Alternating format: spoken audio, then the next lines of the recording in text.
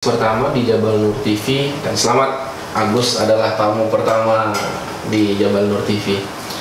Jadi gimana kabarnya? Alhamdulillah sehat. Sehat ya.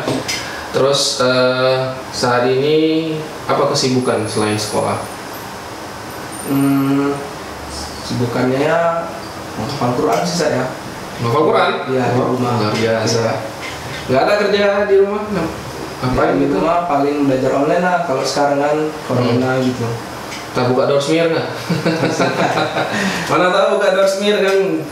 Nggak ada, saya paling di rumah aja gitu. Iya. Karena Ustaz dengar ada beberapa kawan kita di Jabal Nur kan yang selama pandemi ini ya cari kegiatan untuk ini juga bantu orang tua gitu. Kerja di Doorsmeer, ada yang juga kerja di depot, macam-macam lah. Agus pernah nggak melakukan yang seperti itu? Kalau saya sebelum corona sih pernah saya kerja di warung gitu. Kerja warung? Itu gimana? Sebelum corona berarti bagi waktunya sama sekolah gimana cerita? Itu kan ceritanya kayak gini. Itu kan pagi sampai sore sekolah. Itu pas saya kelas 1 SMA.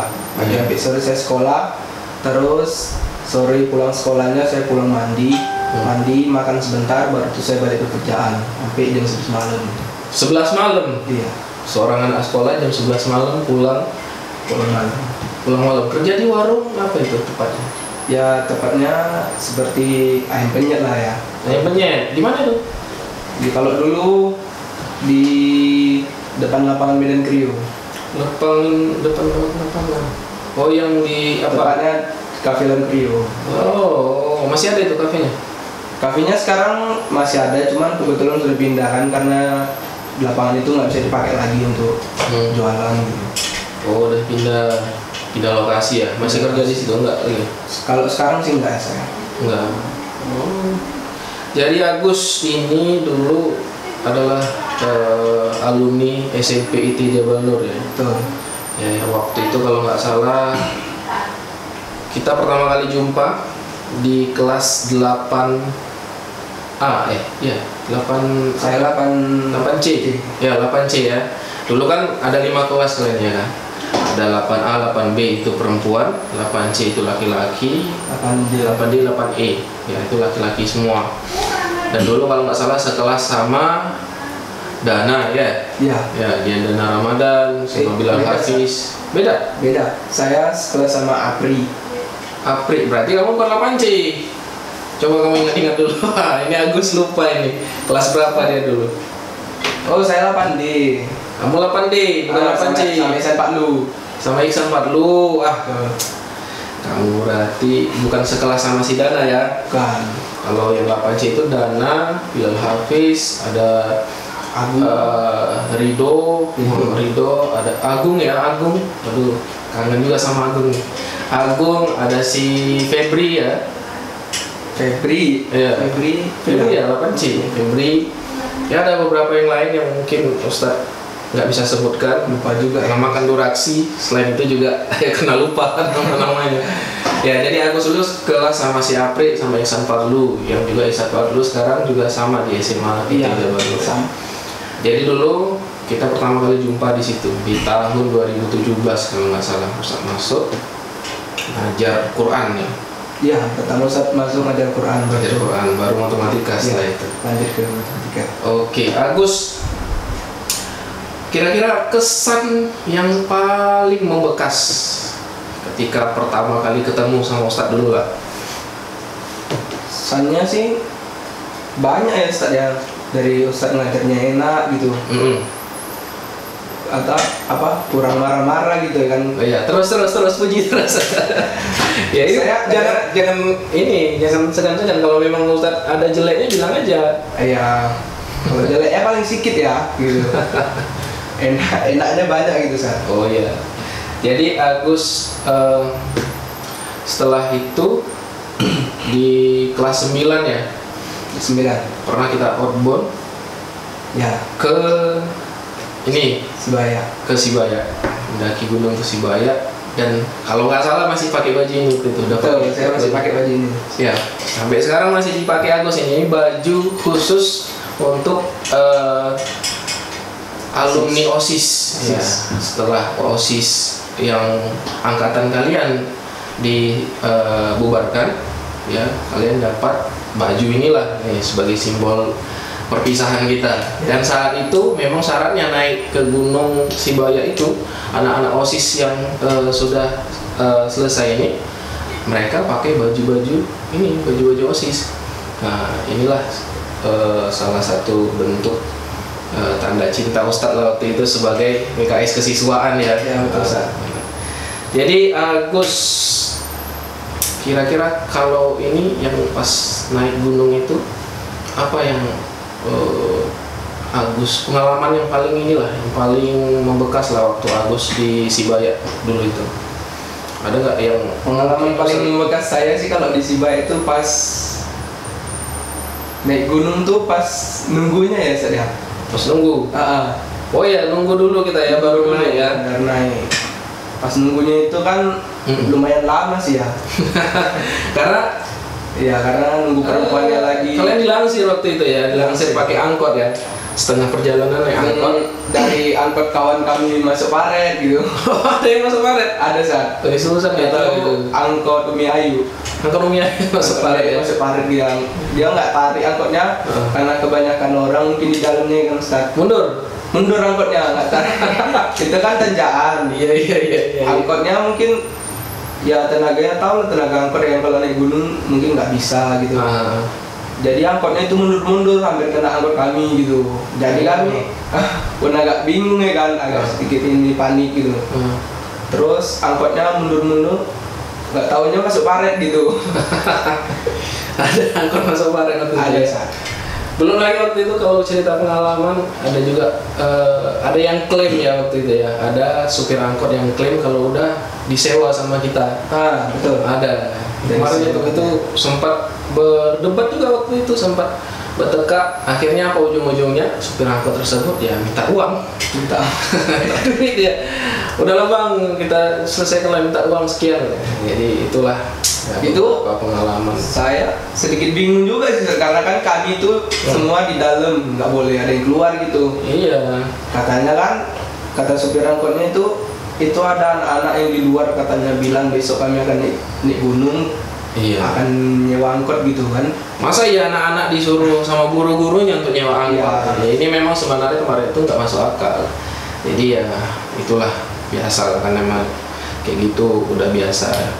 Jadi Agus juga waktu di atas gunung itu kita ada buat nyusun batu waktu itu ya, nyusun batu membuat kelas 9 JN, kita susun di bawah kawah belerang itu ya, kita lihat ada orang nyusun batu ya, kita juga ikut-ikutan waktu itu.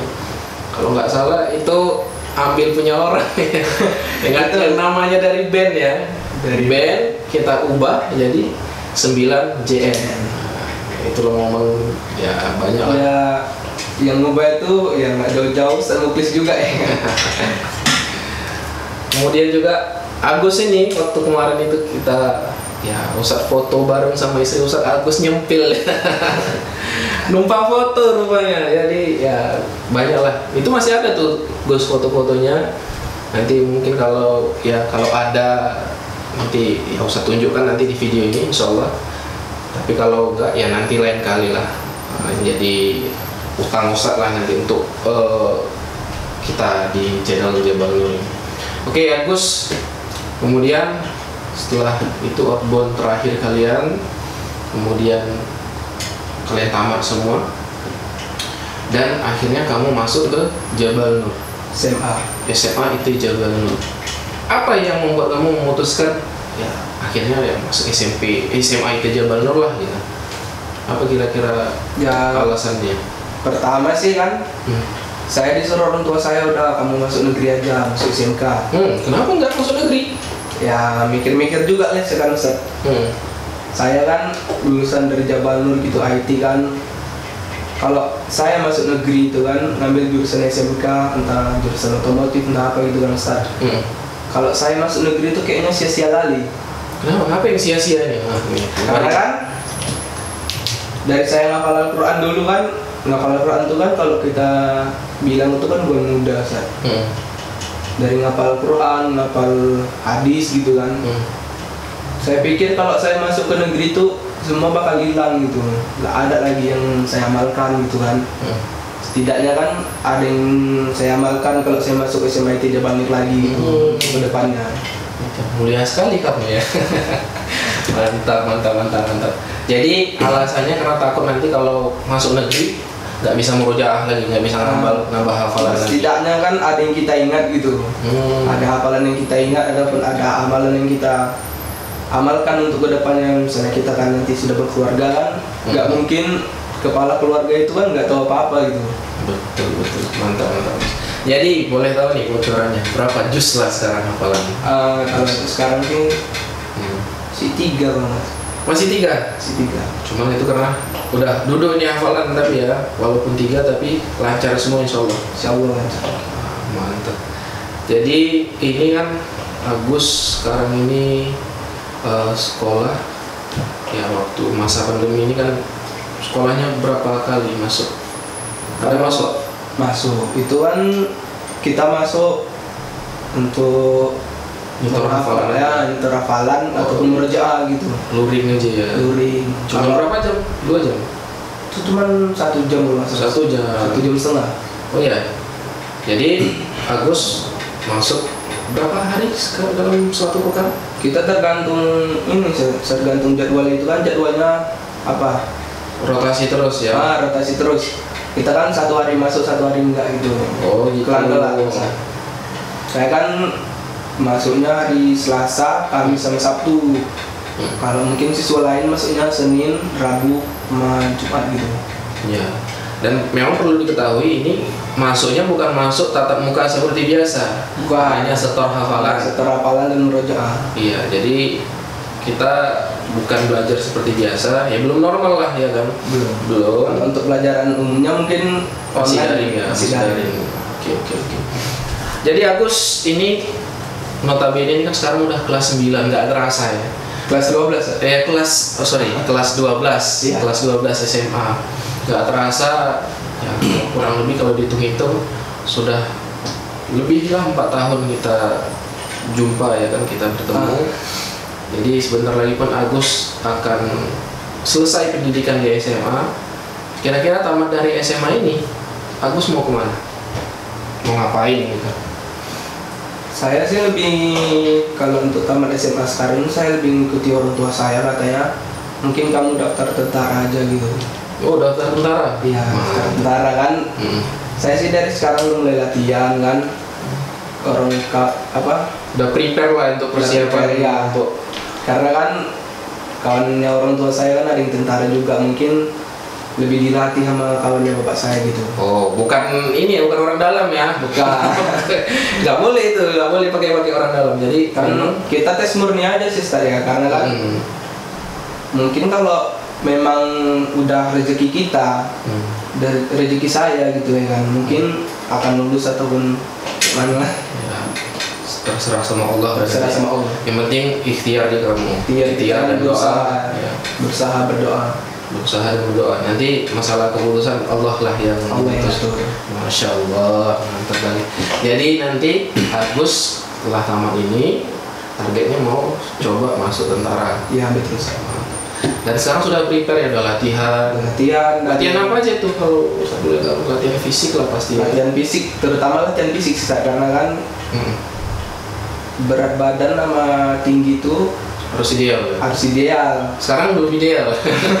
Sekarang masih belum ideal. Masih belum ideal. Masih berlebih gitu. Oke, berarti kamu sedang berusaha keras lah untuk supaya berat kamu ideal dengan tinggi badan kamu. Tinggi kamu berapa sih? Tinggi saya 174. Wah, 174. Imbang-imbang sama Ustaz 173. Tapi berat kamu berapa? Berat saya nggak salah. Saya terakhir ngecek 80-an gitu, Kak. 80-an. Target 70-an. Target 60-an. 60-an. Cuma nanti kurusnya itu 20 kilo ya, Ustaz ya. 20 kilo itu lumayan itu. Tapi ya usahakan harus bisa gitu, harus bisa. Berarti diet juga lah ya. Iya.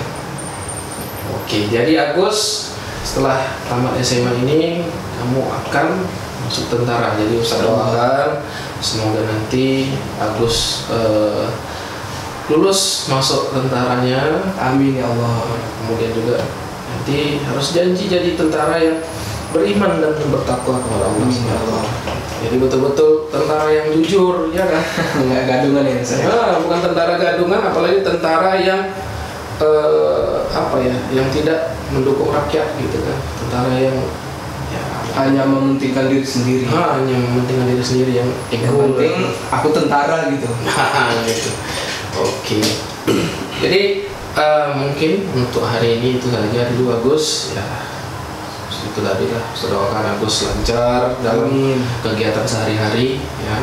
Kemudian pesan-pesan juga Agus ini berbakti sama orang tua ya.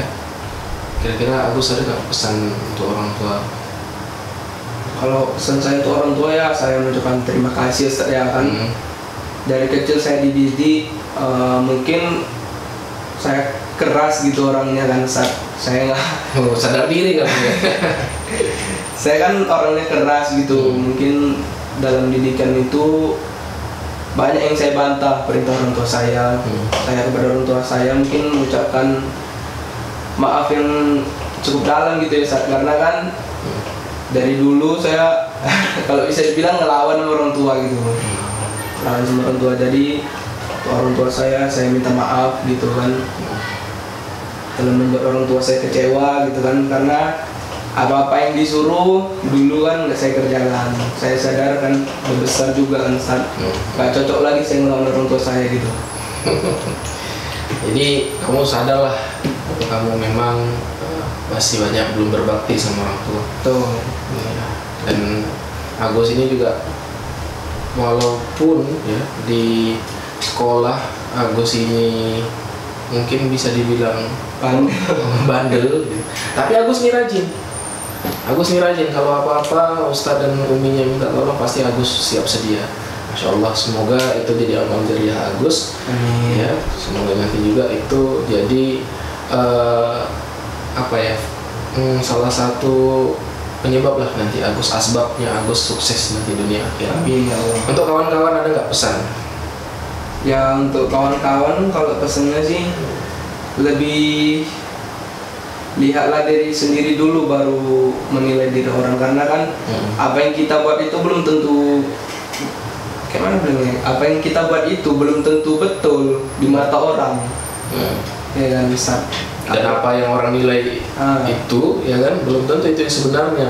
Apa yang kamu lihat tentang diriku itu belum tentu yang sebenarnya gitu ya. Dan nilailah orang dari luarnya gitu. Don't judge the book by its cover ya. Mantap. Oke.